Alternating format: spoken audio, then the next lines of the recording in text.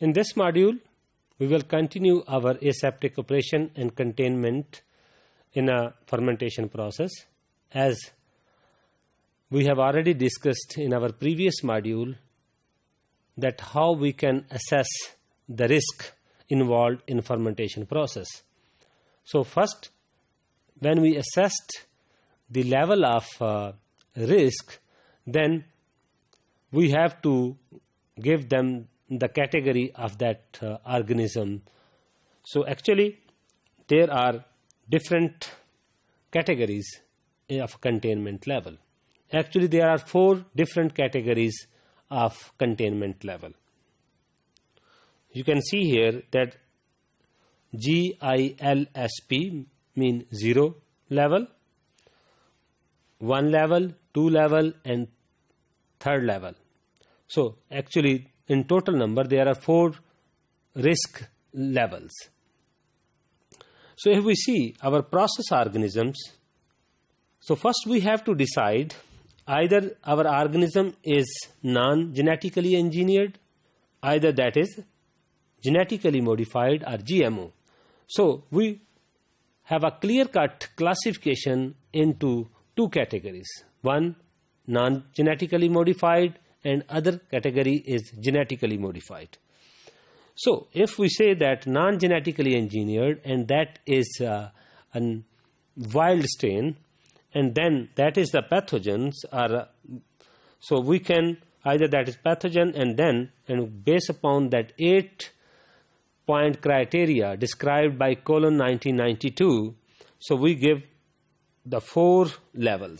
So the containment level, you can easily see that wild type having first 0 category, GILSP, mean good industrial large scale practices are required, first category, second category and third category.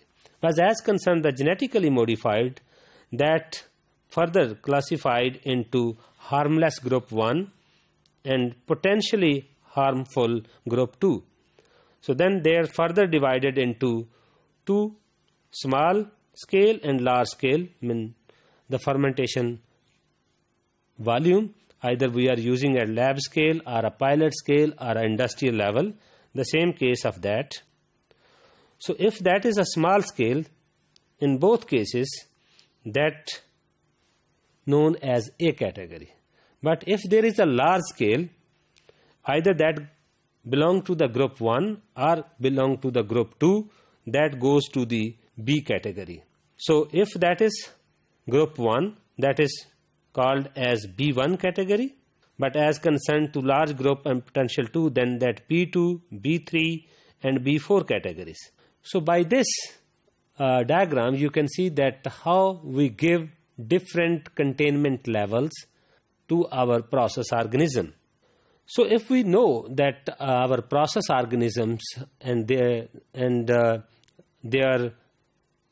level of containment, then according to the criteria reported by European Federation of Biotechnology, EFB, that was first reported by Farmer et al. 1989, he designed and he reported a table in which he mentioned clearly the different procedures we have to follow in different categories.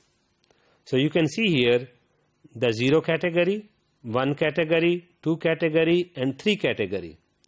So these are the procedures, written instructions and code of practices, biosafety manual, good occupational hygiene, good microbiological techniques, biohazard signs, restricted access, accidental reporting.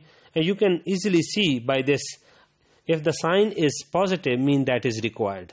If the sign is negative, it means that is not required. So by this table, we can easily find out that according to the containment level, what kind of the precautions and what kind of the procedures we have to adopt to run the fermentation process. In this, you can say that what kind of the necessary procedures we have to take as a primary containment level, in which operation and the equipment. You can see that in a work with viable microorganisms should take place in a closed system, and then the treatment of the exhaust air, sampling in a closed system, and these are the different procedures which we have to take into account while running our fermentation process. So by this you can see that M mean the minimum release and P is prevent release, mean we have to be prevent any kind of the release. But in M case, we can say that if there is a minimum release, we can easily handle that situation. But here you can also see that secondary containment facilities that require during different containment levels. As you can see by this, there are different procedures. Once the organism has been allotted to the hazard group, then the appropriate containment requirement can be applied. So as we have seen in the table, in a primary containment level and a secondary containment procedures according to the Farmer et al. 1989.